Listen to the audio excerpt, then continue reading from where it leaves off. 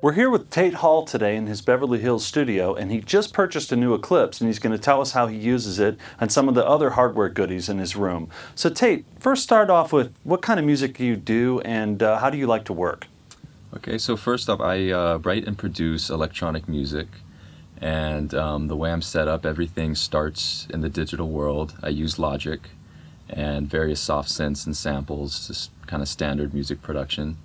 And from there, I mix and master everything myself, which is a really important part of my sound.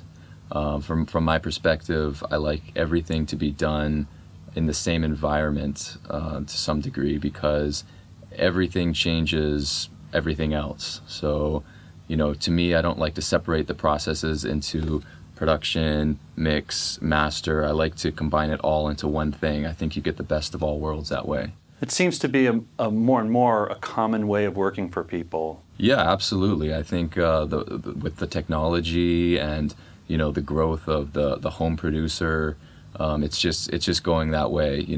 The traditional engineer these days, they have to have producing chops to keep up as well. So these days people know how to do it all.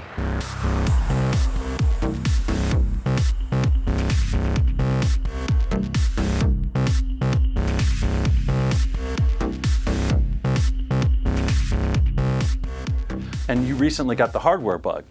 Absolutely. Hardware now has become a huge part of my sound, and it's something I've always been after. I think since the beginning of my music production days, I just didn't know exactly what it was. I always heard it. I heard it on the records I listened to, and the different tracks, but I didn't know exactly how to get there. And hardware is definitely a huge part of what it is. So tell us what kind of stuff you're using hardware-wise. I'm coming out of Logic with 4 AES outputs, 3 going to Zodiacs, 2 going to the extra DAs of the Eclipse. From there, we're going to the Equinox for summing. That's going out through my analog chain, back to the Eclipse, and then directly back out digital to my L2 for limiting. That's going back digital to the Eclipse, and that's my final capture, all in one take. So essentially, you have a digital insert at the end. Absolutely.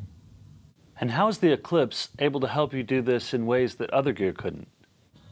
The ability to do this all in one take is what's so powerful. If I need to go back and do a small tweak in the analog chain, I can do that while still hearing live what the limiter is doing and monitor this before and after as well. So integrating the monitoring together with the converting is the magic. Yeah, that's what's so powerful, because limiters, beyond limiting, they do things, and you want to hear every part of that process to make sure that you like what you're getting at each stage. Thanks, Tate. We really appreciate your time. It's a pleasure. I love using Antelope gear.